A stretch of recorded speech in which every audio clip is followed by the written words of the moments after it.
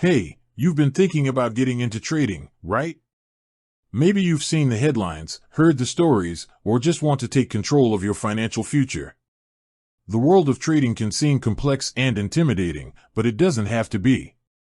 So let's talk about the very first steps you need to take as a beginner. First things first, forget everything you think you know about getting rich quick. Trading is a skill, not a lottery ticket. The biggest mistake new traders make is jumping in without a plan. Before you even think about putting real money on the line, you need to educate yourself. There are countless free resources available online, YouTube tutorials, financial blogs, and articles. Learn the basics. What are stocks, bonds, and ETFs? What's the difference between a bull and a bear market? Get comfortable with the language of the market. Once you've got the basics down, you need a trading plan. This isn't just about what you'll buy, but how you'll manage risk. Ask yourself, what are my financial goals?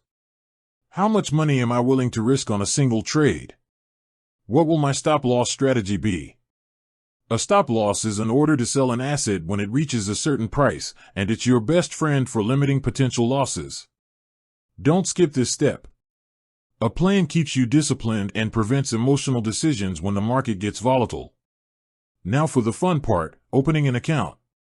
You'll need to choose a brokerage firm.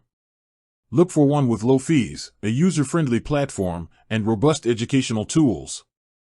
Many offer paper trading accounts, which is your next crucial step. Paper trading is where you can trade with virtual money, simulating the real market without any financial risk. This is your training ground. Practice your strategies, make mistakes, and learn from them without losing a single cent. Spend a few weeks, or even a couple of months, on a demo account until you feel confident in your process. Finally, when you're ready to use real money, start small. Your first few trades should be with an amount you are comfortable losing. This is about building confidence and sticking to your plan under real-world pressure.